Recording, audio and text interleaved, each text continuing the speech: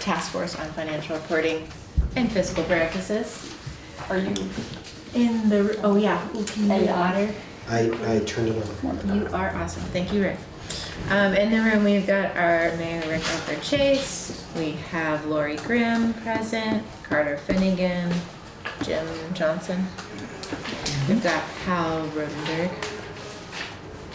And, oh my gosh, your name's not on my list that I'm looking at. Travis. Travis Gaines, Yeah. thank you. It's like, all right. Wanted to do updates. Rick, did you want to do updates? Or also I have like Lori penciled Yeah, in why don't for you doing- start and I'll throw in if people don't cover things that I have. Sweet, sounds good. So down the list, I added Lori's bank opportunities as if this was a proper council meeting, I'd say to add to the agenda first thing. So she'll talk and lead that discussion. I wanted to talk about the, thank you for printing, the draft agreement. Oh sweet, you've got Susie's sponsoring this. Hi, Chair. So talking about the draft agreement, pretty short, but wondering how we wanted to build upon that, if we wanted to talk about specifics to really lean on the consulting aspect. And then kind of segue into a conversation about council recommendations beyond this contract. What else can maybe we tee up for Monday's meeting? And then also following that, the next Monday, we also have a meeting. So if we don't feel like we're ready or super final, we can pause on that. And then also talking about the number 6, well now it's number 6, review task list and necessary resources. So kind of moving forward, I started to build a folder with all of the Excel spreadsheets and some data that we have, and just kind of talking at length about how we'll be able to really like digest some of this data. So that's kind of an overview. And yeah, I don't have too much updates beyond that, personally, besides the contract. So I don't know if you want to talk about the Pasumsic conversation. Sure, I can do that. 'Cause I don't think So I- Jim and I met with Ellen Stanley at Pasumsic Bank on Wednesday. It was Wednesday. Yeah. There's nothing conclusive to report. Okay. Ellen took a lot of information from us and said that she would speak with folks, with their administrative staff, you know, their management staff, and potentially with some board members to think about what they could do. Basically, we discussed the possibility of whether or not they would be in a position to do a long-term loan in order to redistribute some of the to distribute some of the deficit over a period of a number of years. I don't think, Jim, what else do we need to report from that meeting? I don't think we have a lot. I guess I came away with more of a list of things that we need to do. So one thing she asked us to do, Jim has already followed up on, and that was to try and determine, when we first spoke with the folks at the Vermont Municipal Bond Bank, which is now 2 weeks ago, one of the things they said was, we can't help you with a cash stabilization loan, but if you have an accounting of the capital expenditures that may have contributed to the deficit in the water and sewer budget, we could theoretically have a conversation with you about a loan that would help to respond to those things. So the more Ellen said, you know, I kind of thought, okay, well that sounds like a lot of hassle for maybe not much payoff. Ellen said, no, actually, I think this could be significant. I mean, you could have spent an awful lot on capital expenditures. You should pay attention.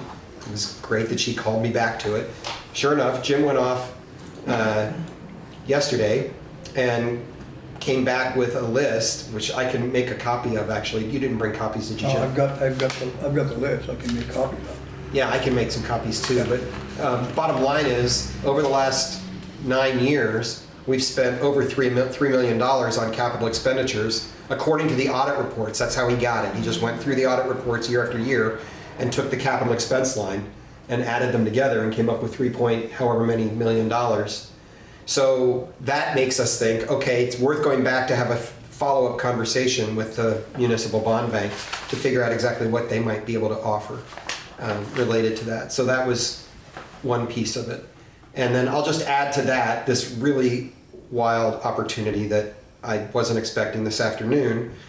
We, Newport Downtown Development, and I hosted 10 people roughly from the state today for a 4-hour meeting to talk about the state's various interests in Newport and our long-term development plans.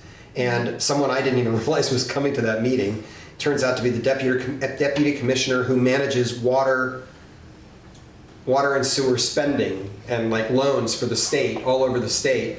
And he apparently has worked with Patrick quite a bit. And I thought that meant, like when he introduced himself, I kind of went, oh, well, he's here to talk to us about things we might need to think about around stormwater runoff and that kind of stuff as we rebuild our downtown. And he wanted to talk about that. But he said, you also may want to have a conversation with me about very, very low or no interest lending that we can do to support water and sewer. I think it was water expenditures in particular. So I have his, sorry, it's my son. I have his card and plan to write to him on Monday to see if we could just have a conversation, because and he said they work very closely with the Vermont Bond Bank, and it sounds like there's some worth in following up on that. So those things together kind of gave us a new little lead to follow and see if it pans out or goes any direction. Jim, is there anything else from the Ellen meeting that you remember that we should talk about? I had a brief conversation with her today. She's still studying everything and researching as much as she can do at the Pasumsic level. Yeah, and we have not yet gone anywhere else, but I don't think we should go just to Pasumsic. So I think probably the order to do this in is Monday. I can try and call Neil, is his name, Neil Kammon, Kammon, is the deputy commissioner I was speaking with today. And I can call him and see if we can have a follow-up conversation so I better understand exactly what we're talking about. And then the only other update I have is I did have a conversation with the city attorney yesterday, whose primary task on this topic was to explore the question of whether or not we need to go to just the council or we need to go to a whole vote of the community if we're talking about debt. And the answer is inconclusive. He's got one answer that points in one direction and one answer that points in another. He's trying to sort it and get us some more information. The real problem we have is that the likelihood that we could pull off a bond vote between now and the end of June, given the tight timeline, is not high. So one thing he's trying to explore is, could we pull off a permission by council to do a short-term stopgap loan that would buy us time to then do a bond loan later on. So that's kind of the direction that he's pointing in at the moment, and he's going to go back and try and look at it and get back to us by the middle of next week, Tuesday or Wednesday of next week. And I think those are my only updates. Thank you. Yeah. Can I ask a quick question? Yeah. Or actually, I've got two. One was, as you were talking about the possible CapEx coverage on like a long-term bond situation, I would just make sure if that is a bond would be for anything that's not already amortized. So, I mean, if you think about a $3 million CapEx spend over the past 5 years, we could already have amortized like 50% of that. Or more. Yeah, that's so, right. I mean, yeah. And especially if it goes way back to 2016, 17, 18. Yeah. Yeah, that's probably fully amortized. Neil made that comment. That's a good point. Neil said to me, yes, we would have to look carefully at what you've already amortized to see how much is actually left in that $3 million. Still in the books. Yeah, so that's definitely part of the conversation. But would it, things like that, and excuse me, I don't know my sewer and mechanical terminology, the suction pump truck that we need for the sewer system. That truck? Yeah. Thank you. The truck. Is that considered a CapEx expense, or is that because, I mean, it's a significant dollar amount, but because it's a truck, it may not be 7 or 8 years, or it may not be. It's more PPE. Yeah. Tom's Okay. asked the same question. It's worth finding out. Okay, and then the only one of the other questions is you were talking about a short-term bridge loan. Just because it's being recorded, and I don't want. Let's not talk about pulling things off. Let's be in, if we in an emergency situation. When I was looking at the numbers, Jim, you were able to put together the other day. One thing for that bridge is is it possible to pay the bank note and the timing of like when the bank note is due and when the school payment is due? Because the bank note is due like the first of the month and the school payment's due at the end of the month. That timing gives us, that can be really helpful from a bank's vision of our liquidity type of scenario. So that was one of the questions I had when I was thinking back on this. So my understanding, Jim, correct me if I'm wrong, is that they're actually in the opposite order, that the school note comes due On the early June? 5th. Say it again? June 5th, it has to be in their hands by June 5th. That's what I thought, right? So we've got to do that one by June 5th, and then the bank note comes due on June 30. Of course, it's never the best of ways. Right. Yeah. So, School has to have their money 20 days after taxes collected. Fair enough. yeah. All very good questions. I'm not saying that I would, nothing up my sleeve, Can I ask one question while you're on water? The water committee came up with a question the other day and we didn't know the answer.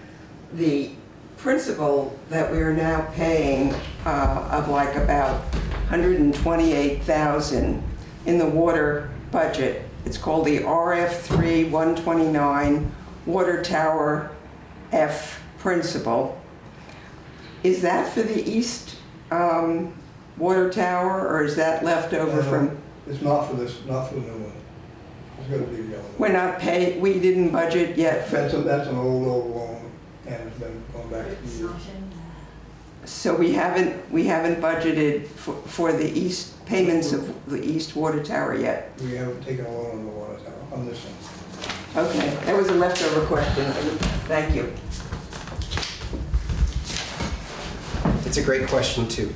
And I have the same question about, if we know the water tower is going to be finished this summer, we clearly need to be counting for the payments against that over the next year. And I certainly wasn't aware that we hadn't figured out how to do that. So Water and Sewer is taking a look at that, too. That's on their minds. And then one thing that Neil said to me today was that he thought that the state is actually carrying a loan, and it may be the one that you're discussing, and that we could theoretically renegotiate the terms of that one, and it's a very, very low interest, so it might be worth our while. Like I think it's an administrative fee and zero or only less than a point of percentage on that loan. I'm not sure it's that one, so I want to be careful how I say it, right? There's more to discover. But there was some specific loan that he was already doing for us, or the state were already doing, and they said, one thing that we could do to help you manage cash flow is to renegotiate that. That one has an interest of about $40,000 a year, Yeah, going down to 30. Okay, then I'm not sure, and Okay. so stay tuned. Okay. Because when he said it, I didn't know enough to even know the right question to ask. Okay. Yeah, all those notes are listed in the audit. All the Yes. ones to do the water, all the ones to sewer. And I had left my copy here, so I couldn't pull it out today and ask him. Awesome. Alrighty. Should I pass the mic? Is that all right? So I'll start with this. So, did you get a copy? Okay.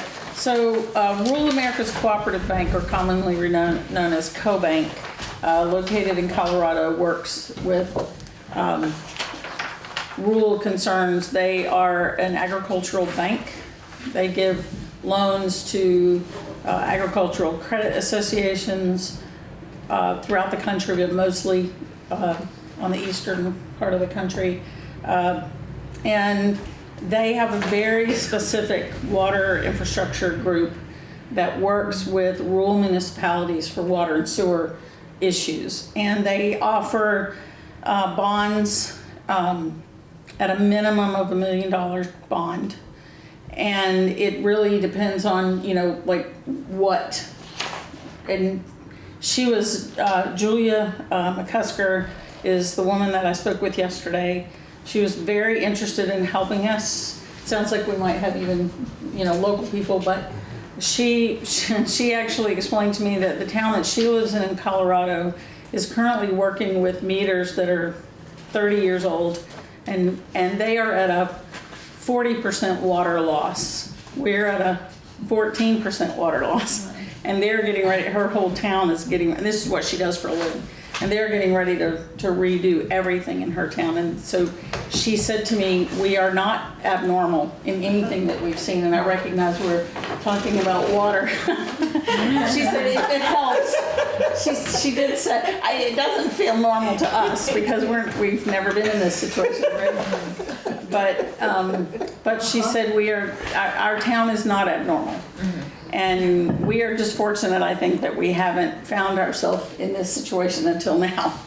So in any case, just on this first page, I included a little article about on the back of a community that they did step in South Carolina that they did step in and help. And I recognize this is a much bigger situation than what we're asking for.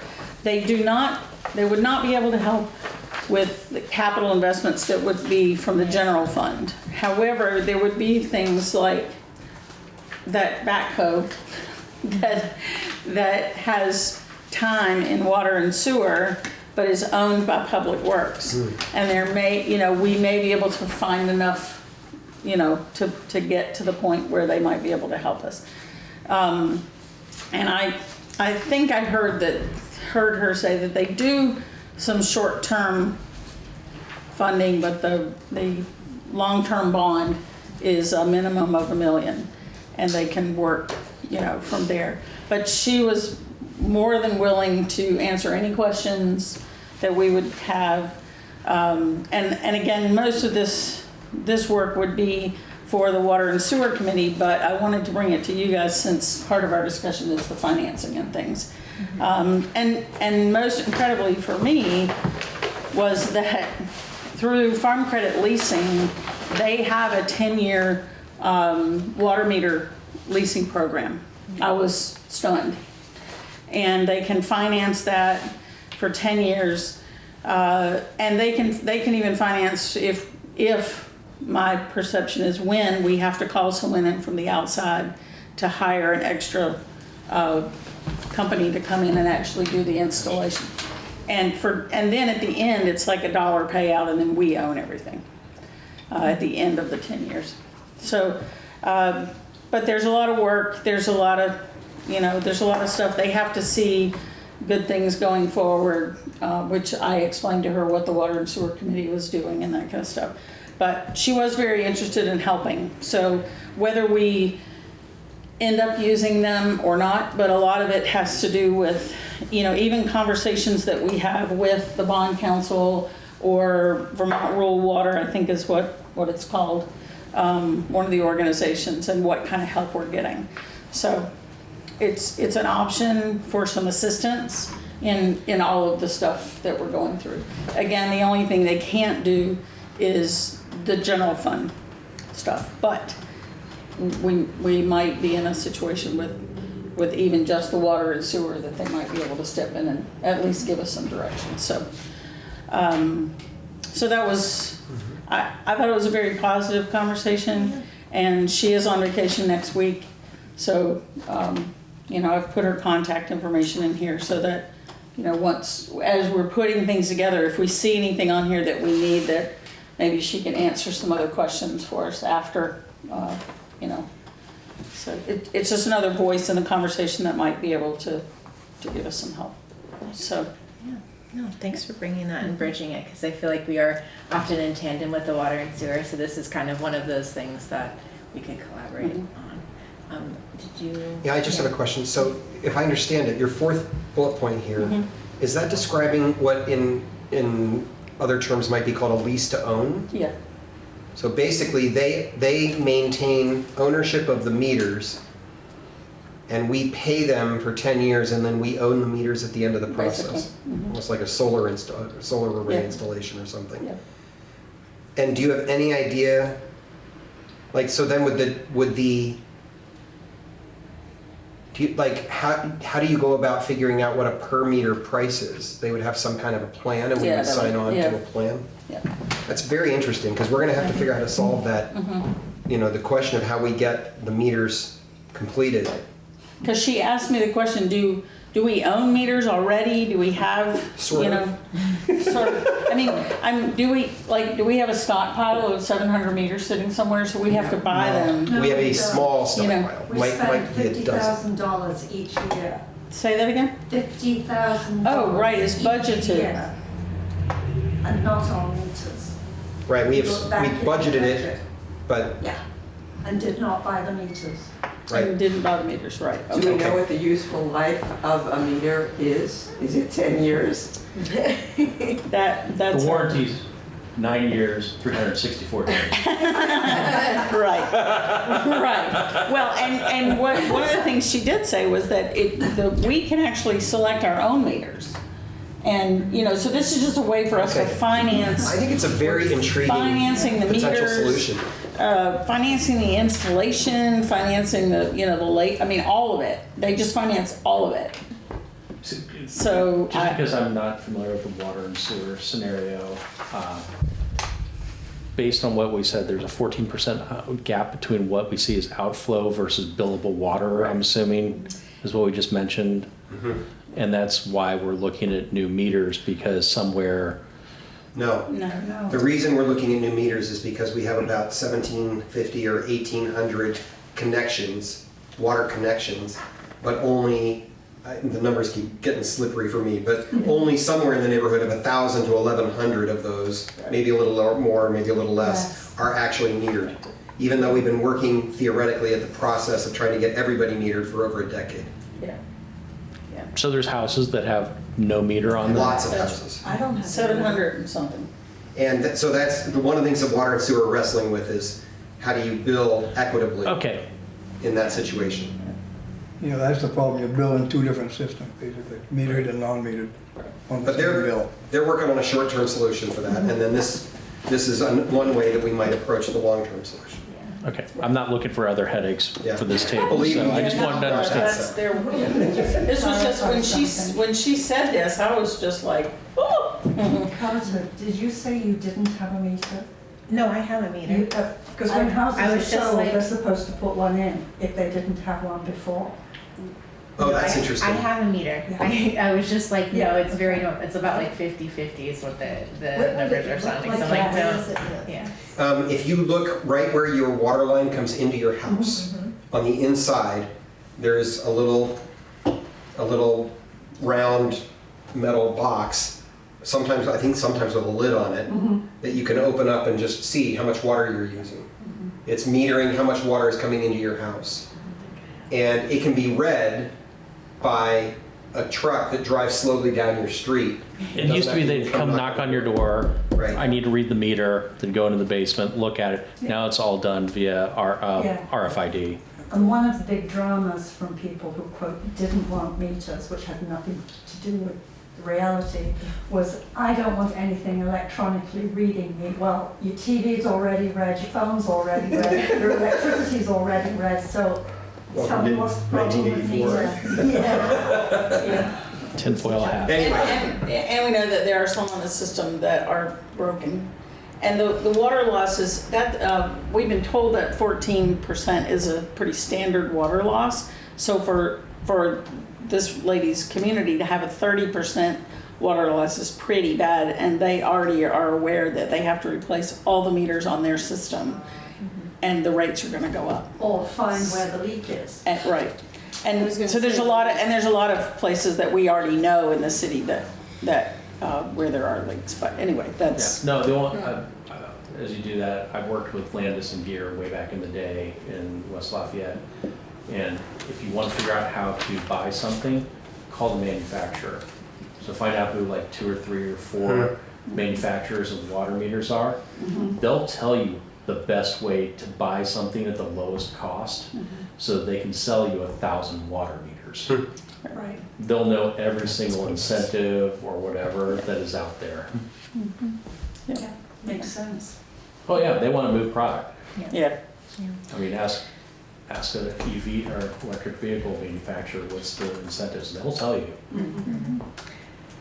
Yeah, I mean, getting back to like, yes, this is water and sewer, and we're dipping our toes in the water if you will, but this is a really unique opportunity financially because they are familiar with the systems at play. It's not just, okay, let's look at this, audit and here's the in and the out. It's like, oh no, knowing that knowledge behind the loans is also a really cool concept to me.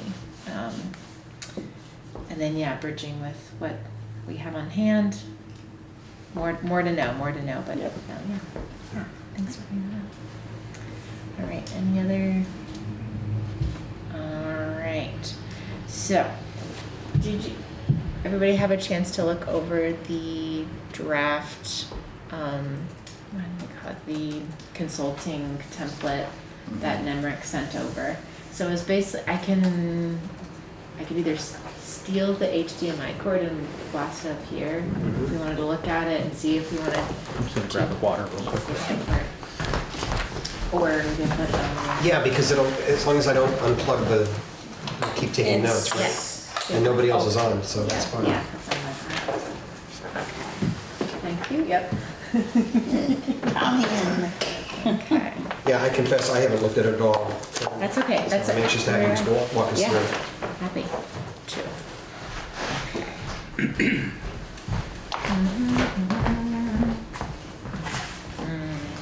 Okay, 1 moment.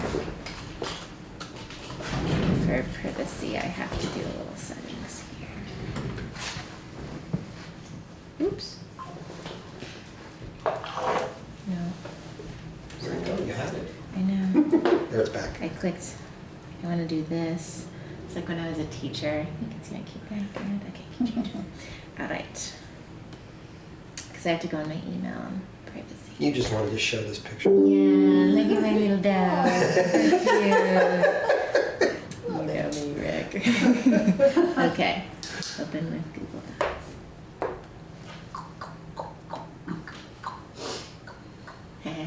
Okay, perfect. That thing's gone. All right. Is this readable? I can zoom in a little bit. Looks good. Alrighty.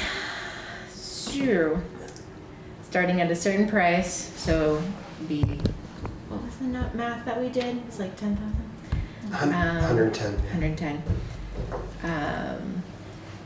This outlines, basically it's just for time. There are no deliverables associated with this as I read it.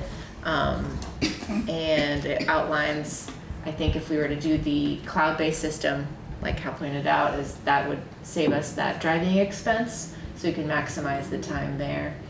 And then, let's see, second part was just about like the add-ons, but we're interested in, and I would like to make that recommendation to the council, jumping ahead of myself.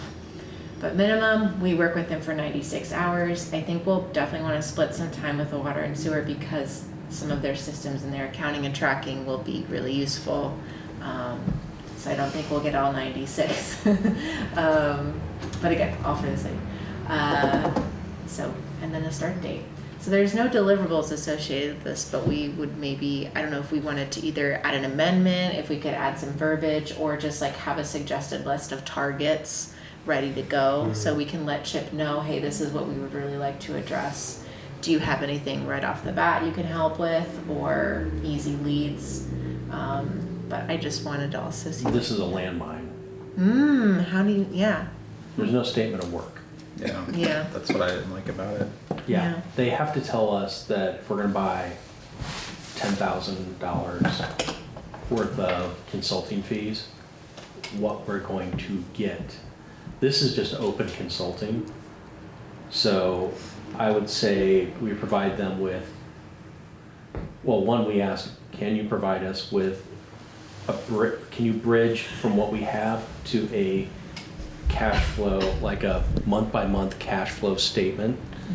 And because on the other day, they were like, oh yeah, we've done this for other people. Great, show us an example, give us an idea of what we're buying for 10 Gs, and go from there. And then based on their deep understanding of our systems and what we have in place, how many hours is it going to take?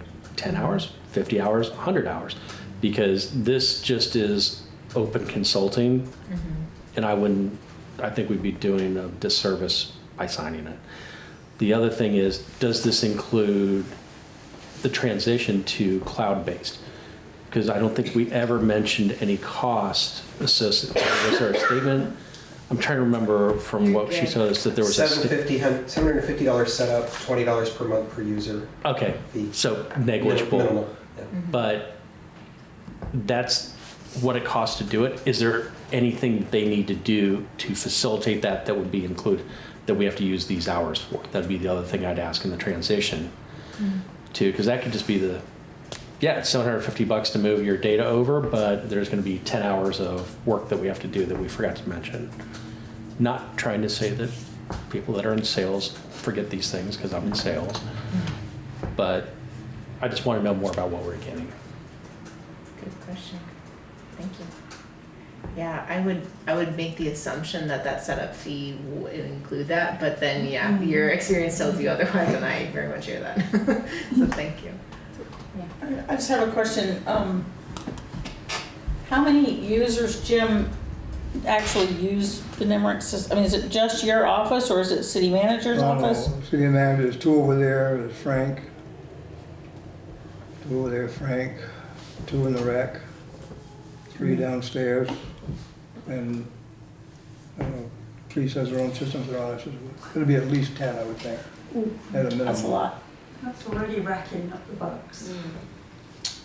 Yeah, though I don't know that it needs to be 10. I mean, if you had, even if we had a city manager and an office person, that's 2. Frank is 3. There don't need to be 2 or 3 people in rec department. Nobody more than a department head needs to have access to this unless it's Well, really yeah, complicated. if you count right? that. So that's 4. Eliminating 1. Even if Tom needed it, I don't think the fire department would need it because they can work through Tom. So that's 5. And then the 3 people in your office. So we're probably looking at a minimum of 8, Okay. right? Even at 10, we're within 2. I mean, we're looking at $160, $200 a month. Yeah, negligible. Right. So, I know that it would be a disruption to get transitioned for the folks downstairs, and we need to go and have a conversation with Jim and Stacy and Robin about that. Yeah, I would suggest that. Okay, yeah. But I'll just say, The other one. I've had an initial conversation with somebody in that office who has said, I don't think the system works very well. I've heard all kinds of bad things about it. So I talked with 2 other people who have worked with the cloud-based system in NEMRIC in the last 24 hours, and both said, well, NEMRIC is an antiquated system in general. It's a pain in the butt to work with. It's kind of, unless you want to go full on to QuickBooks, which basically means you use NEMRIC to track everything and then automatically export everything to QuickBooks to do all your reporting from. And Deb Tangway told me that she knows of towns that have made that choice. But she said, other than that, everybody's just living with the fact that NEMRIC is antiquated and difficult. And she said it doesn't feel to me like it's any more difficult to work with it online than it is to work with the trials and tribulations of trying to deal with it, on a desktop version. I will say we use the forms that you're looking for, and I know that we run on QuickBooks, so I wonder if that would get us what we needed as far as monthly cash flow. Yeah, I mean, any way you look at it, you would have to download, but even QuickBooks, like we've been trying to do a cash flow out of QuickBooks, and it's really challenging for Newport Downtown Development. We're working on that right now, and the bottom line is that we're going to end up creating a template on a spreadsheet that we can download to automatically, and it will just give us, and the more I think about it, the more I think, okay, well, part of what's going on there is that the whole point of a cash flow is that it's got some gut kind of reckoning in it, right? Like, it's not just a numbers calculation, it's also asking a department head to say, yeah, I know I asked you for this much in the budget, but in fact, now I know it's going to cost half that much between now and the rest of the year, or now I know it's going to cost twice that much. Like, those things adjust, and you want that adjustment in your cash flow. So that may be why there's not a practice of doing it, I don't know. Oh, I just want to go back and I want to apologize for people not helping out beforehand. I want to go back and throttle people in the past.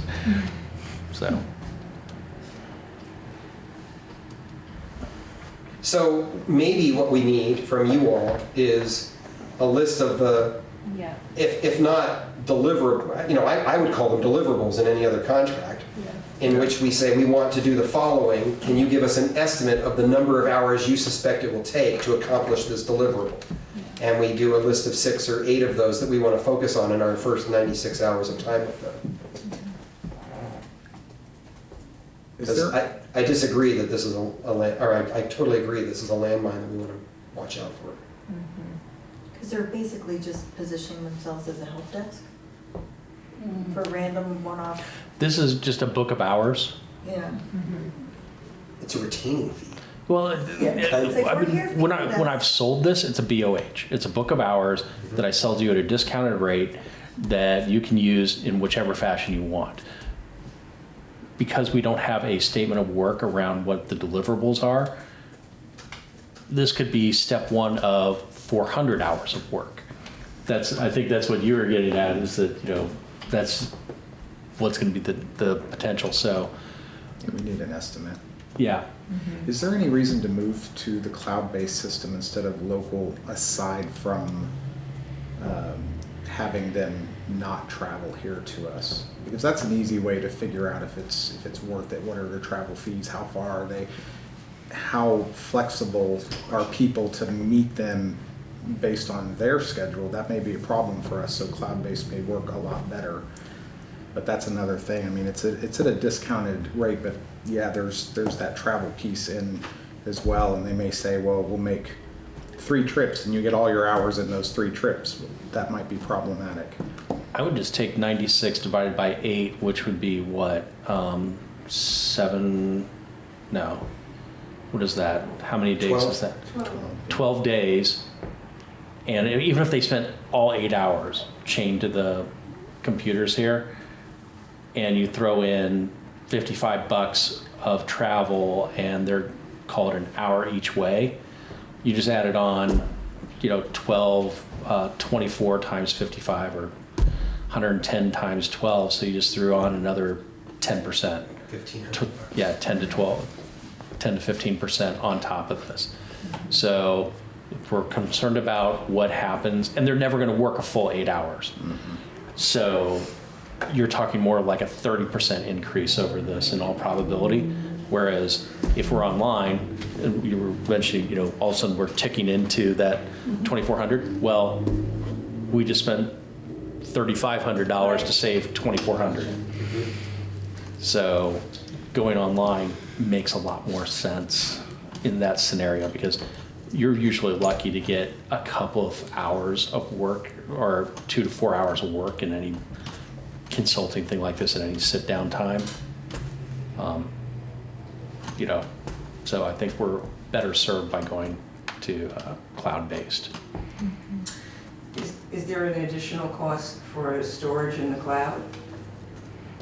Or is that included? That's part of that 200 a month, wasn't it? Right, that's my Okay. understanding. The 2 things that I've come up with since we talked about this last, Travis, are 1, we're in a position right now where we lost control of the backup system, and no one, we discovered a week ago, no one has paid the $500 a year for the system where we back things up to a system off-site anyway. So even though Jim and his office have what I think is a healthy practice of backing things up, what is it, Jim, every other day or something, every day? Every night. That's true, but it doesn't protect us in the event that this building burns down, or a water pipe bursts somewhere and floods our computer server room, or that kind of thing. It doesn't. So that security corrupts, which is exactly that. So that security, so it's a backup, but it's not an off-premises backup. Yeah. Basically. And the other thing that I've wondered about is, the part of the problem when you work in-house is who knows who ends up with what passwords. It's very hard to track. And it's actually far easier to track, in my experience, far easier to track those passwords if they're controlled by an administrator online who can say, we've just had turnover of our council, therefore these 2 people are no longer going to have, whoever has access, right? Where that staff person left, you automatically change all those passwords. We could be doing that too. I'm not saying that we couldn't do that in-house, but those are the ones that I've come up with. And I'm just gonna say from my experience, I totally get Stacy or Robin's feeling that it's just gonna be a pain working in a new system, but the fact is that and I think we asked this question before, how does how do the programs look, act, and feel in the cloud-based system versus how they look, act, and feel on their local computers. And there may be some minor changes, but I'm guessing with the antiquated system that it is, it's probably not going to be a whole lot.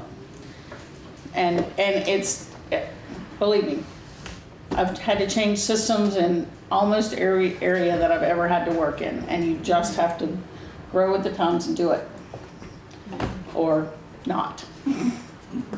So Eventually it'll get phased out anyway and we'll all be on the cloud whether we want to That's or right. not. Yep. And every conversation we're having right now begs the question that my company did for 10 years before they changed. Do we need to see another system and change? We don't have the funds to do that right now, but NEMRIC might be great, but if they're in an antiquated mode, where's the future? And are they doing anything to upgrade themselves? Yeah, I think short term to solve some of our immediate concerns, this sounds like a good strategy, but also building up and supporting a structure on what we're actually expecting before we sign something is very fair, because yeah, we got some ways to go, and kind of also I think dialing in how much they think each task is going to take, so we can say ask for a statement of work, see what they have in their repertoire as far as accounting management, but then give them some if these are our goals, what is the time allotted? Do you think we could achieve this? Because we haven't even asked water and sewer what they need from NEMRIC, and I'm sure that they would need a piece of the pie too. So on that list of items, I would put on there example of cash flows and a statement of work to build a cash flow statement. And we should get that up front. That shouldn't be. Yeah, that billed has to to be. us. Yeah. Yeah. And do we want to dedicate any of these hours to clean up? I remember it being mentioned that there are a lot of open, unused items in there that may kind of clutter the navigation. Adding GL codes, I think. Sorry, tell me that again. So, was that last one, Travis? I was. There were, the last meeting I was at, there was some talk of some clutter, and do we want to dedicate any of those hours to clean that up? Will it improve the functionality? Yeah, and can get Stacy and Robin and Jim to put on that one. Yeah, the trial balance that thick full of codes. Yeah, There's a lot in there that don't ever get used anymore, but it's still there.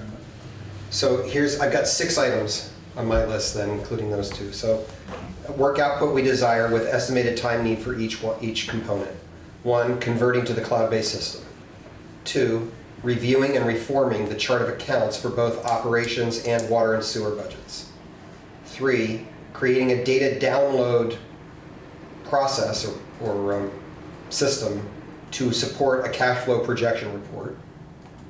4, supporting the creation of appropriate reporting, meaning what are all the things that we aren't currently doing that we should be, and are we doing them efficiently to get the best reports we can out of NEMRIC. 5, assuring that we have an appropriate accounting system for our accounting for capital expenditures that are being set aside, i.e. sinking funds. How do we account for that in our system? And 6, training staff for use of the cloud-based system, data entry, and reporting functions. What was that? And then we want an examples of Training the what? staff. Examples of the statement of cash flows, and then even if they build it, will they document it? I mean, that has to be part of a statement of work, is documenting how those are going to be, because Like a workflow for the staff. yeah, so I mean, it's literally like, okay, we've got the data in NEMRIC and we have to do this to make, the bread. So how are we going from flour to bread? And we need the steps documented in some way on that statement of work. Hey, we're gonna provide, is it Robin and Stacy? I'm sorry, I just put. Yes. So Yeah, Robin. we're gonna provide Robin, Stacy, and Jim a document that says, here's how you take the information in NEMRIC to create the statement of cash flows and update it. Because Because the function, and I think that's the part of the problem with NEMRIC right now is that just because the functionality might be there doesn't mean we know how to use it. Exactly. So that should be part of this. I think it was something, since we're talking about, we would have caught that reviewing a statement of work, but better to bring it up now. Okay. Detailed workflows to all the staff members that need them for the new processes that are established. Because that we'd be hosing our own, the people that are our best friends. Yeah, I think as far as Stacy and Robin and myself are concerned, the apprehension of switching to a new system and getting out of NEMRIC, keeping up with that, getting trained and keeping up with the work they have to do every day. I mean, we can't wait on payroll, we can't wait to pay bills Yeah. and Oh, I all wouldn't. that other stuff. I wouldn't get too worried about it being a new system. It's just instead of having a disk drive, you just Yeah. connect to the internet. It's. I'm I mean, not technologically. yeah. But I mean, The interface may look slightly different, but I wouldn't expect much. no. Yeah. Considering what I've seen of NEMRIC, I wouldn't expect much at all. Yeah. I mean, this is left over from the '80s. Yeah, I suspect it'll look very similar, and we wouldn't do it, Jim, until this person that we've hired Yeah. has set it up, practiced, worked the bugs out, and then says, okay, we're ready to give it a try.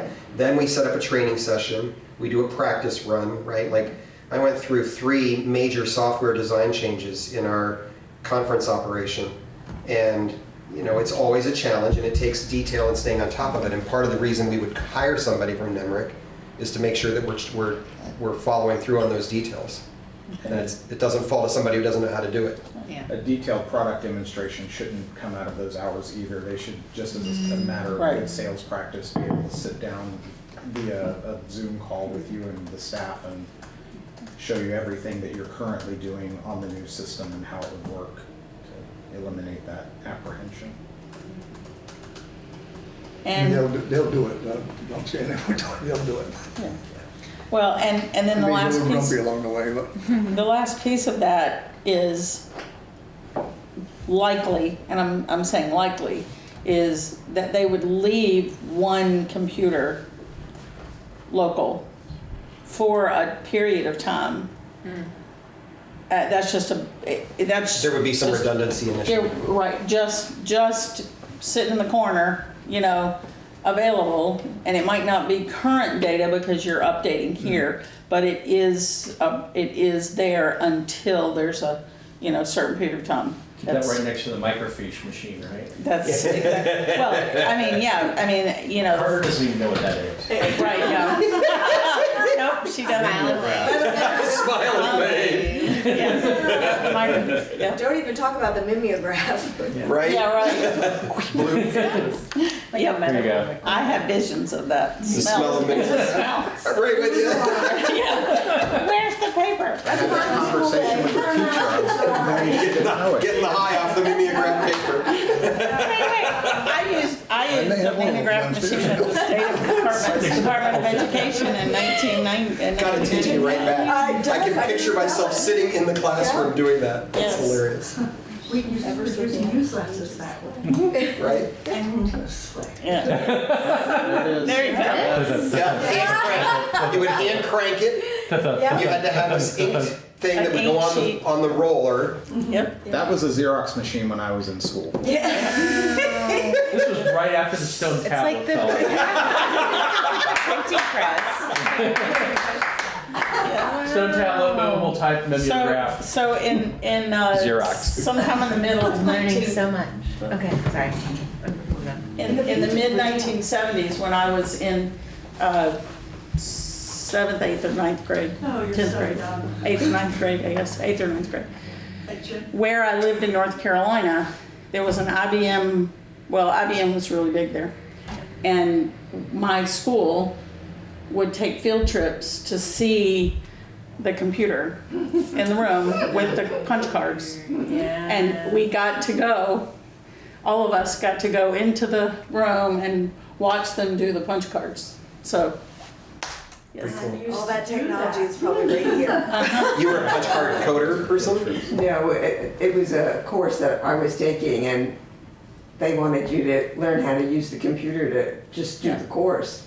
Yeah. And if you made one single mistake on one of the 200 cards that you produced to write the program to do the problem, it spit it out, and then you used to have to wait your turn to go back onto the computer for like a day or two. Carter, I sent you something. You'll appreciate it. We've all had a really fun time going down memory lane. Science, I was like, God, we would talk about the computer that took up the whole classroom, that would blow kids' mind. But then to know that you went inside and handled it, and you actually use it, it's just like another thing. I feel like I was the kid in the room. My college in 1985, my college got, or 84, 85, got IBM computers given to us. The 5-inch floppy went in to start it. The 5-inch floppy went in to save your stuff. The 5-inch floppy went in to turn it off. I know what a floppy disk is. Okay, I know growing up. Okay, memory lane. enough. Yes. Anyways, okay. To all right. your point, Lori, though, that we should own those machines, shouldn't we? I mean, of course they would stay here. No, so the point is that when you make a change, like I'll just give an example. When I was working for Yankee Farm Credit and we switched systems, we kept a local server Sure. with the old system in case there was a malfunction of the new system. You mean we keep it up and running? I thought you were implying that they would take them with them when No. Okay. We keep it until there's a period of time when we feel comfortable, you know, to know that we've gotten past a point of When the glitches are gone. Point What's that? of no return. When the glitches. Yeah, but that way, like, Yeah. if, you know, somebody's asking for something and you have the new system, and you're like, I just cannot, we only do this once a year and I have not practiced this one function. Right. You, instead of like running around and calling NEMRAC, you can just go to that other computer and be like, all right, well, we know at least this template is Right. what we've used in the past. It And then you might can not be the use new it with the- spiffy. right. Yeah, exactly. Yeah. So.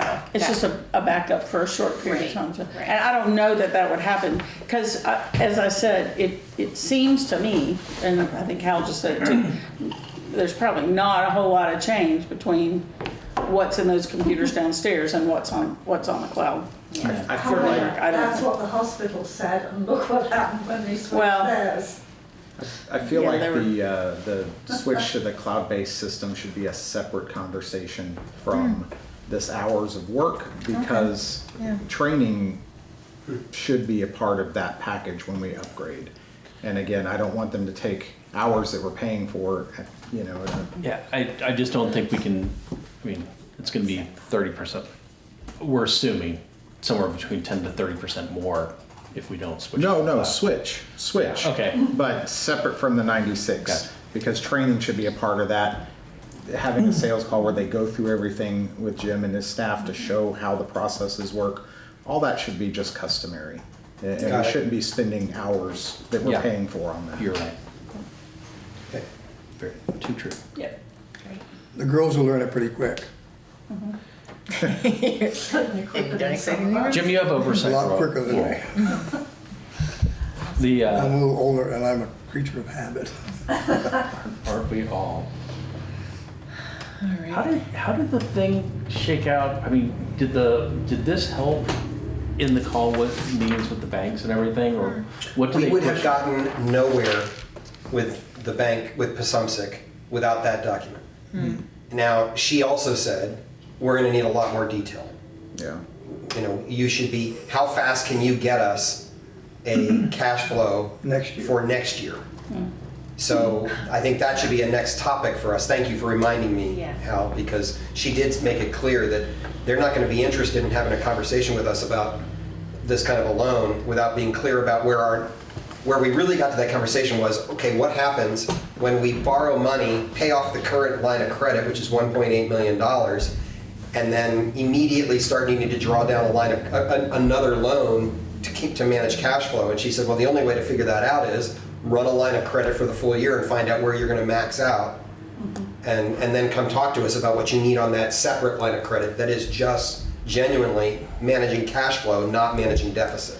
Well, and that's kind of a standard business practice, and Jim, for you But and the rest. The new line of credit we take, you can take it for $5 million, you're only gonna pay for what you use. You don't get the $5 million up front. Yeah.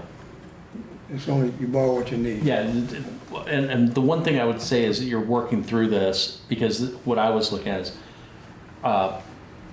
when I was first getting learned on how to build my spreadsheets and whatnot, first is, does this tell me a story, kind of with that, and then what is the story behind the story? So like, I'm assuming something would say something like, oh, you have a payroll expense. What composes the 266,000? Is that including benefits? Is that, that's the kind of question that they're gonna ask on every single number that they see in that. And that's where I think what we're trying to focus on with NEMRIC is having that so that it's readily available. But that would just be my feedback is, they're going to dig in and say, okay, well, what makes up this number and that number? But I really appreciate this, because this makes so much difference. What's going on? So could I say one more thing about this then, Carter, as I'm thinking about the implications of that? One of the questions we should ask NEMRIC is, we want to front load and probably use most of your time in the next 2 to 3 months. Because what we really want is the reform of the chart of accounts to be done by the middle of May, because that's what's going to lead us to the new download into a cash flow projection document. We don't want to waste time using the current chart of accounts to develop our cash flow projection, right? We want to change the chart first. Then we need, by the end of May, I'd say, by the first week of June, we need to be able to say, let's do our cash flow projection that matches next year's budget. When do we actually expect to spend and take in this money? So that by by roughly the first week of June, we can go talk to the banks and say, here's what we're really looking at, and we've got a month to plan for it. Can we just, I don't want time, because time is of the essence. Can we just, based on the overarching ideas we're giving here, and I don't know if it's Jim, if it's you that does all this, or you negotiate this, or who negotiates this with NEMRIC, but just like say, go do and be good. Don't wait for us to say more. I mean, Say more about that. What do you mean? Just we're chewing soup to a certain point, meeting once a week. Yeah. This has to happen like in the yesterday mode. So I just want to make sure that we're not waiting on anything from here, and just even based on recommendations here and best intentions, go act. Please don't wait on anything from here. If waiting on this group is going to slow anything down with the ideas I think we've discussed, there's enough momentum to go do. I just don't want this to be an impediment to progress. Would you at least like to see the deliverable first of the ideally, modified yes, but if it can be delivered with this feedback and it's given to whoever, Jim's satisfaction and Carter's satisfaction, I'm fine with stepping back and not being like having to do any overwatch. Just knowing that our input has been taken and because too many cooks will spoil. Yep, I hear you. What if we said that we want this group to be able to review a final proposal by a week from today, so that afternoon we can warn the special meeting on Monday the 28th, and this group can go to council and say, we recommend a NEMRIC contract under the following terms and expectations. And then we sign it on the next day on the 29th, and we're ready to rock. If that's cool. Yeah, I just want to make sure we're moving with alacrity and just boom. You have a presupposition in there that the council's going to agree. I do. And that's fine and dandy, but you might want to look at Plan B as well. Well, I'll just have to say, I don't have many Plan Bs here. And we've had a lot of time to develop Plan Bs, and none of them have worked. So my answer is, we've got a council that knows that this group is doing its work. Okay. They're waiting for this group's recommendation. It's a waste of this group's time if they're not going to take it seriously. So I suspect, I'm fairly confident, that the council is going to say, we like it, please help the staff to implement it in a way that is as low a burden as possible. And that meeting's on Monday evening? Monday the 28th. I'll be in California, but I'm happy to join online. You can come online. Just be like, yes. What time? 6 o'clock, regular council time, Monday night the 28th. We've got a meeting this Monday night that will be for a lot of regular business that I think will go pretty quickly. A lot of just things that just need to be done. And that meeting will be really dedicated to this conversation and the rate conversation for water and sewer, really substantive stuff. Were you gonna say something? I was gonna add, I'm just trying to get my head around like the order of operations and exactly. So the prioritization is to improve the reporting. Is that the high level priority right now? That's what we're gonna take with NEMRC. Is that to create cash flow reporting and make that a viable? I don't think we can get a loan without understanding what's Right. going on with cash flow or Right, so that would be finance. priority number one. So it's the Just so I GL, understand for- clean up the GL so that we can get the reporting. So scrub all the data that's in there that's superfluous, because none of it. Yeah, it's the, Okay, how do I want, what was it? The stick that beat the dog that ate the cat that beat the kid that my mother bought for two Suzanne type of That's, thing. you know, We've we just can't got to go get in To order. B without going through A, right? That's right. A is That's to exactly B. right. Okay, so I'm just trying to. Because the brain works. anybody, and this was one of the things that Julia said yesterday, is we really have to have our financial ducks in a row. Yep. To present to them, we just can't go willy-nilly to anybody. Right. And she really said, anybody.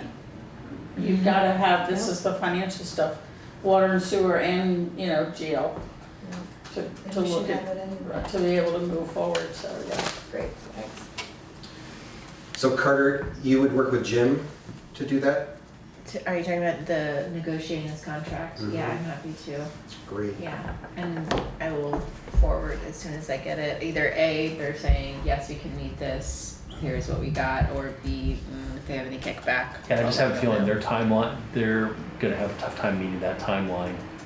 Is probably the biggest thing. So to the point of Plan B, can we take the existing information without updating the chart of accounts and get a 80% solution?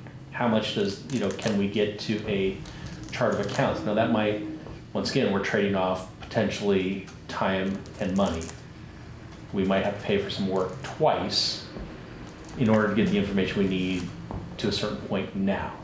And then go back, clean up the chart of accounts and do it, but incrementally it'll be lower, so it might cause an increase, but I think that has to be, because the ultimate deadline we're looking at is, June 28th, and we're SOL from a cash flow standpoint?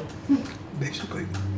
Yeah, so we gotta work backwards from that, and if we have to give up a super clean, neat chart of accounts with all the detail behind it, I'm fine with that to get a competent and capable cash flow with maybe we have to do some manual work to dig into the detail, because that could be something that slows it down. So if we're looking at things that we can take out of the work effort, that would be one item.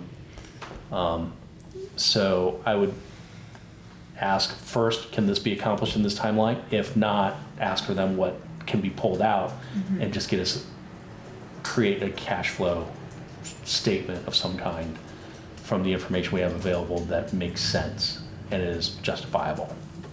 Yeah, I hear that. Thank you for bringing up Plan B.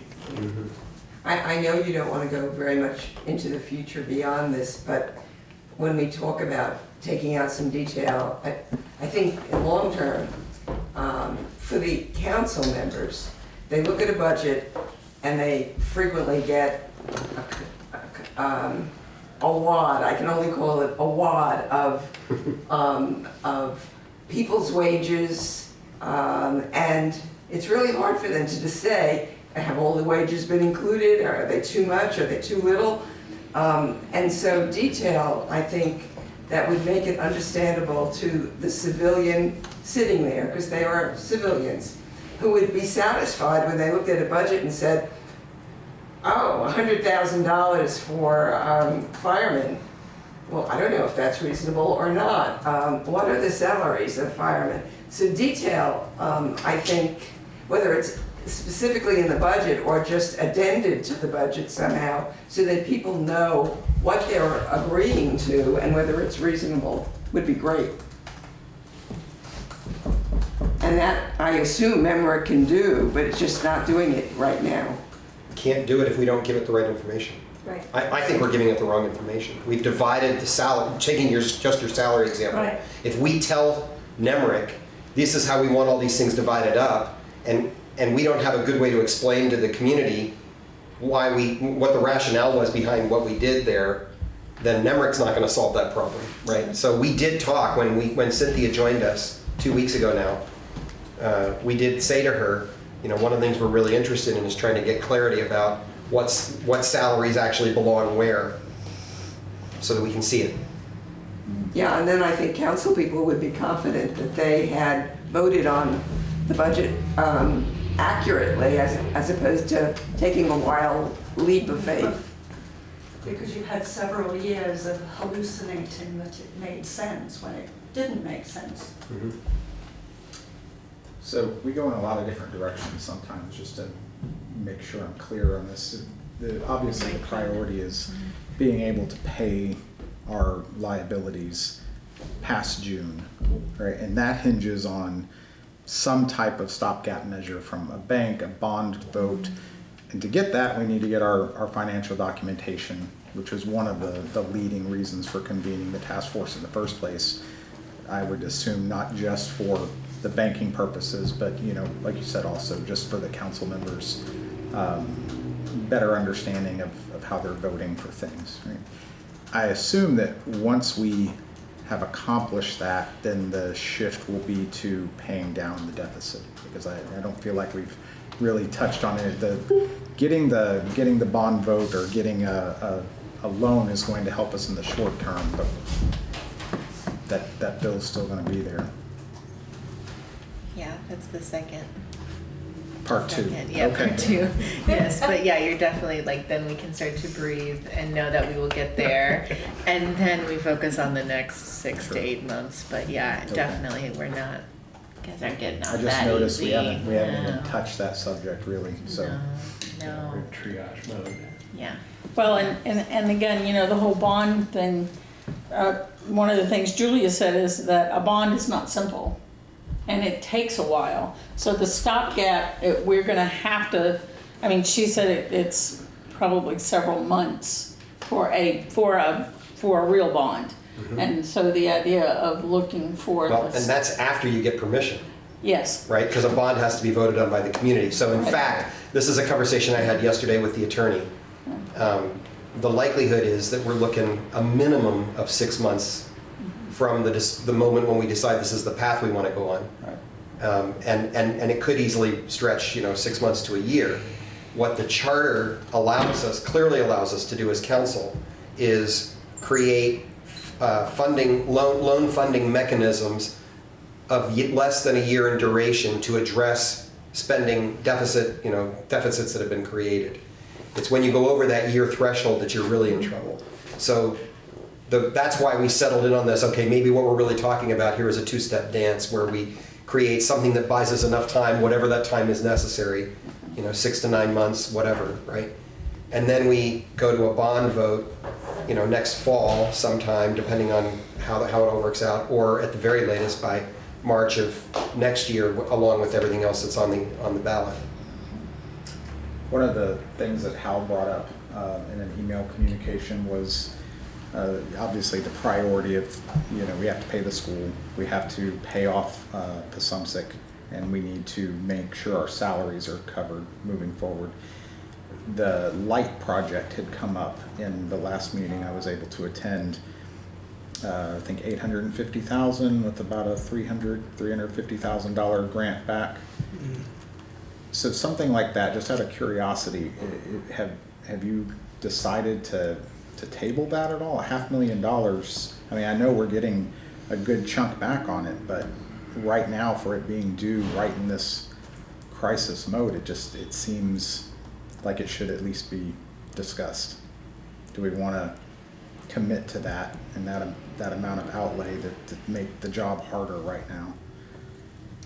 Because I drive down that street and I'm like, I see traffic lights. I'm stopping for them. They're working. What's the improvement? What are we going to get for that? Are there not grant restrictions on that? So, yeah, I mean, you know this probably as much about this as I do. You want to try and answer it, or do you want me to? So what we discussed last time, and again, like if this task force feels differently, or if we want to put together some sort of opinion and just bring it up and have it as a discussion, but the project is to update the light, basically like the lighting the poles, and also the crosswalk signals too. So if you have ever been, they function, but they were put in the 60s, I think, and it's been a long-standing target to replace these and upgrade that system. I think it was started in like 27. I don't know. It predates this one grant I'm working on, which says something. And what we have currently invested and set up this construction project, we laid some groundwork. I'm not going to pretend to be Tom or know his knowledge around it, but we did some stuff in the fall, and we also purchased the equipment. And to actually access these few grants that we do have, 2 grants that we do have, we need to accomplish it this year if they will expire at It the sounded end of like the fall. even if we cut it to save the $500,000, we wouldn't be saving $500,000. It'd be like 100,000 or something, because we've already expensed X number of dollars, and we've already made commitments to, like, if you back out of a contract like that this late, Yeah. the penalty is such that it's basically buying the contract. Have we reached out to see if we could get an extension? Yeah, We've extended the couple. the problem is this has been extended Yeah. numerous times. Okay. And we've begged for mercy in order to accomplish it now and still get the grant money. Okay. So, my judgment, honestly, Travis, is if we were having this conversation 8-10 months ago, that it would be a different conversation. But given the fact that we've signed the contracts, the work is scheduled to be performed, I think, starting any time now, like in the next couple of weeks. All of the supplies that the city needed to purchase in order to lay the groundwork for it have been purchased. Much of that work has been done, laying the pedestals. And then there's the added problem, which Tom reminds me of, which is that if we don't do this project now, it will be far more expensive when we get back to it in the future. So, And that all makes sense. I just thought it was. I get it. Yes. Approaching the Yes. subject. I Or get even it. if we could Yeah. delay it by a few months and have it done by the end of the year. No, right? you really Is that- can't. The problem with that, as I understand it, is that these contractors schedule their time very, very tightly. And we are where we want to be, actually, to try and get this thing done when the weather's good, and we know that the weather's not going to be the thing that slows them down. So I've tried to come at this with all of these questions and conversations with Tom, and he basically says, I get what you're trying to do. I'm just telling you that even a modest delay in this thing at this point is gonna cost us, not save us. And I believe him. Yeah. Okay. Yeah. So if it hadn't been dragging on since, what do you figure? Did anybody know? When did they start working on this? Well, this started- 19? This was sort of pre-Rudat. Well, that's true. Well, coming out of RUDAT, for sure, they were talking about the modernization of those traffic lights, and that was But it 2009. wasn't, it's Yes. not just the traffic lights, it's that crossing is a death trap. Right. Yes. And To what is becoming a more popular park, because we just initiated our new playground today. I hope you all saw the picture. It's like Looks kids playing beautiful. with it. All of the and equipment that's that's a been piece of it purchased. too, the playground, because that got screwed around with so much. That's that right. If this gets changed again, you will have people going. Yeah, the public is. And my understanding was we hadn't spent that money. So if we have spent a good chunk of that 500,000 already, then it's kind of a moot point. I was looking at it as a brand new Yeah. expenditure. Well, so I want to be clear about that, because I don't think your understanding is far off. We've spent, as far as I can tell, about $120,000, $130,000 on our portion of kind of what we were providing for this. It will still cost us an additional $500,000 plus the grant money we've got committed just to pay the contractor to do the rest of the work. So both things are true at the same time. We've spent a bundle of money, but it doesn't come out of the 500,000 that we've still got to come up with. So if they can't give us an extension, can they give us some type of working estimate on when we'll get the money back so we can plan better? So this is the conversation with the bond bank that's relevant, is since the USDA grant and the Northern Borders Regional Commission, that's right, thank you, it's NBRC. like all of the acronyms, that they can basically advance those payments, and then once we get the grant funding, we can pay them back. So we do have a little bit of flexibility, and it's basically that type of grant is it's expended as it's paid. So as we hit certain, like once we hit 10%, we can ask for, and then, but anyways, we can get that money up front, and then we just start paying back the bank as we get the funds back. So It's called, they have a thing, it's called borrowing against future grant income. yeah. Okay. So we haven't gotten deep into that conversation yet, but it certainly looks possible. And we're also told that the turnaround on those, both USDA and NBRC, appears to be pretty fast. Hopefully. Though I'm not holding my breath right now with the federal government and Yeah, USDA. most likely, from my understanding, he was speaking about the rates, but Hopefully Vermont, they're favorable, the yeah, rates. Vermont Bound Bank is typically pretty Yeah, low. I don't know what they are yet, Yeah, but I don't know if you. they won't be. I know what the bonds, Yeah. the coupon rate on those bonds Yeah. is 5%. Yeah, so. you go. Yeah. I think their borrowing rate is typically about 2.5%. Okay. Yeah, they were like, I've worked with them for an energy program, and there was like a 1.5 or something for, but that's not what we're talking about here. We're not trying to jump and go in that direction, but yeah, they're like VV low. I think it's also important, we haven't talked about it, but if we take on more debt, that will eventually create a tax increase in the future, unless we can control our expenses somewhere else. Correct. But assuming you can't control those expenses totally, there's likely to be a tax rate increase. And I think it's really important as we go along to establish why in the future there will be more responsibility and accountability of the council and more ways for them to be able to vote with knowledge that than has happened in the past, which got us into this situation. Right with you. So as we go along, it's probably worth documenting all the things that will be believable and credible to the public to explain why this increase is going to happen and that they're willing to go along with it or not. Or not. There's a huge amount of education we're going to have to do about all of this over the next 6 months, which is the other reason I don't want to try and rush the long-term decisions. If we can buy ourselves some short-term time to try and help educate folks and help them and answer their questions. And one of the things you all should know is that Water and Sewer is going to hold a forum a week from Sunday to invite people to come talk about and hear about and talk about the recommendations they intend to make, which we don't have yet, but we will by then, for rate adjustments. So, and we'll want to do similar things. I was playing around on the internet the other night looking for best practices for community resident-centered budgeting. Like, what does it look like to create the most engaging process possible so that the community really has a chance to be engaged over a period of months in the budget process? It's kind of fun to see what's out there. They We love even did a transparency. training on that a few years ago when John Ward was still. Oh, did you? Yeah, John Ward was still city manager. And then when there was the regime change, it got blown straight out of the water. I'd love to see, if you still have some of those records, Pam, I'd love to see I'll them. have a look. Yeah. Great. Yeah, I think that would be really important moving forward. And then also planning for next year's budget, because we're kind of locked in with what we're doing this year.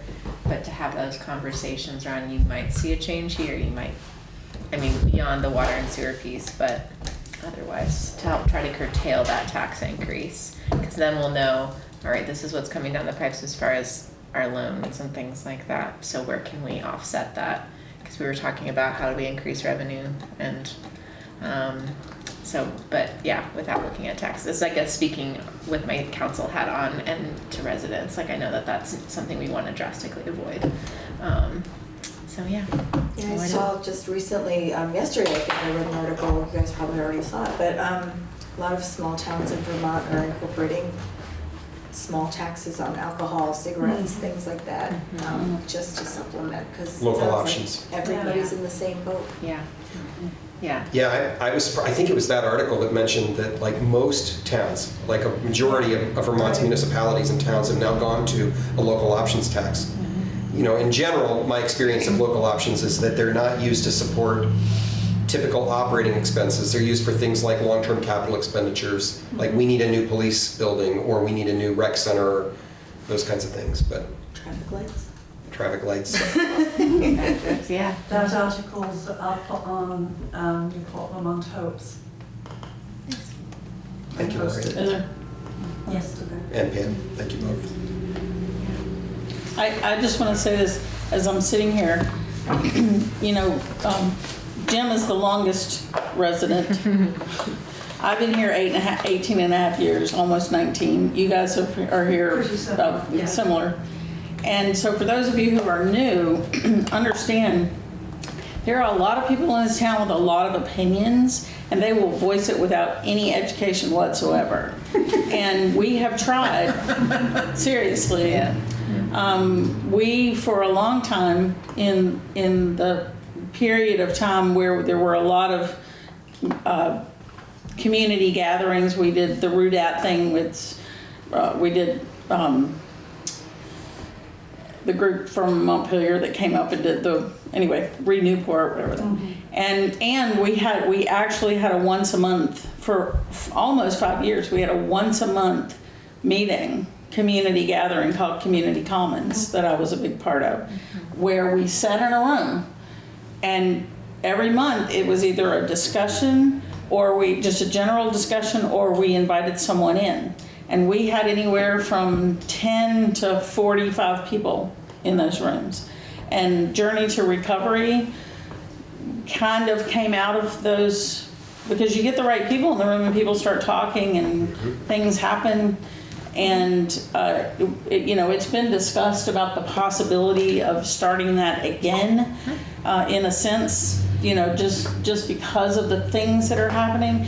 And I actually was talking to someone just last night about the water rates, and they were like, we can't pay any higher water rates. And I went, well, just so you're aware, we have some of the lowest water rates in the state. And they were like, what? And I said, just telling you, you're lucky that you live here, because, but that's the, I use this is just an example, I use our old IROC community recreation facility.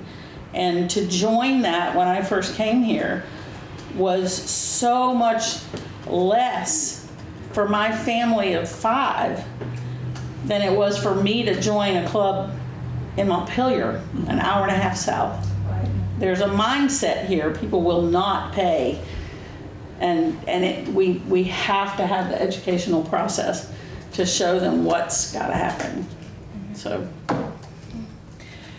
All right, the next I thing. have to skip out, because I Okay. got another place to be. Yeah, no, thanks for your. Thank you. Sorry. No, that's it. I was gonna say, going back to our I'll work on agenda, that for next year. I wrestle you for that chair. Trust me, if I hadn't been flogged a few times on my spreadsheets, I would not be willing to share. Hi, Jim.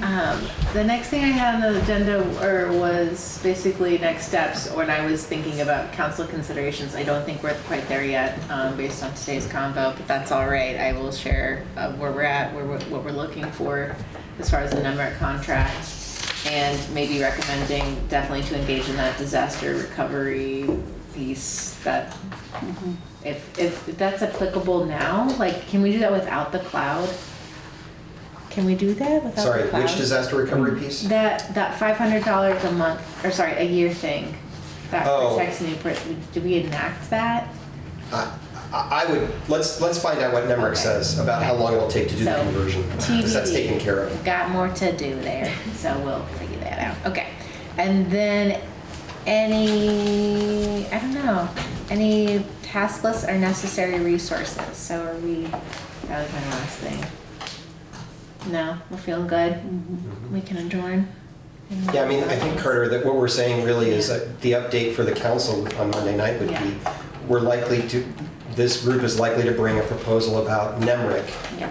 next week. We're not likely to bring you any recommendations about short or long-term Yeah. financial Yeah. moves Yeah. yet. Because then I can explain how this will set us up to do and accomplish Yeah. as we talked about our priorities. So, Okay. all right. Just one thing, and I know I sent this out in the email, but my neighbor, it's Ida Davio's husband, who has been very involved in the city at one point, had brought up two issues. That is the rent on the top of the water tower, where that goes to, and that may be a water thing because we rent the top of the tower to VTEL, Vermont Telephone and Telegraph, for their towers on top, and then it comes down to when we do budgeting for these large projects like the repaving of Route 105, and he very, very distinctly remembers 6 months of articles during that time frame where there were discussions on the council about budgeting for. We budgeted for the reconstruction of Route 105 West, which included an outside company and their labor, and then we did a bond that also included labor.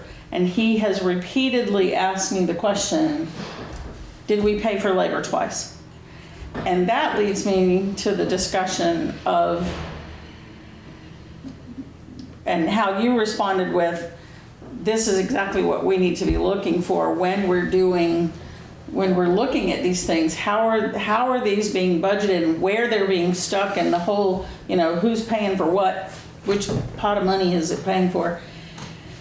And should our public works department be doing absolutely everything in our city?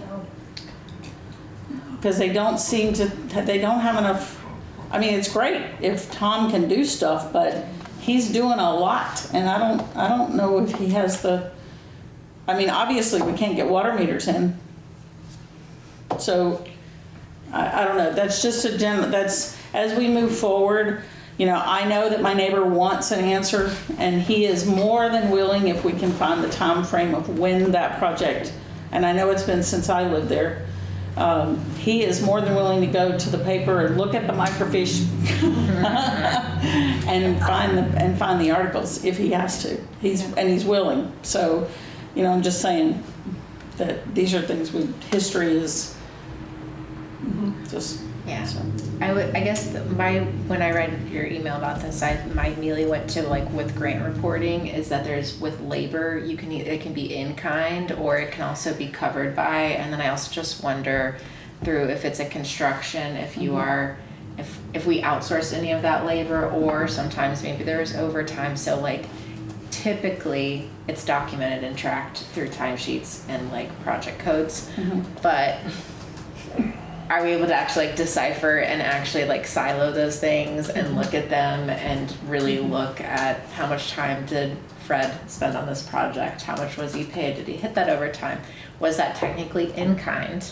Yes. Because that is something that would be budgeted, or was that something that was budgeted in the grant and then we didn't get that funds? Or there's so many scenarios, and I think this was way before my time, so I don't want to at all but that's what I was I wonder if that is just categorically where the doubling could have We happened. couldn't even get timesheets. Good luck with that. So, right, and that's what, if we design our systems to easily support these people that are overseeing a lot of projects that have a lot of moving parts and projects and people. And when we know there are ghost employees, or have been, again, there's no record of any of that. Right, so Or then, it's submerged.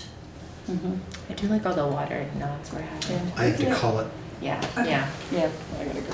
I gotta Yeah, that was a six-pack conversation about to happen, so Yeah. good call. Yeah, but it's just for the We future. still got an hour of work to do to warn the agenda for Monday night. Yeah.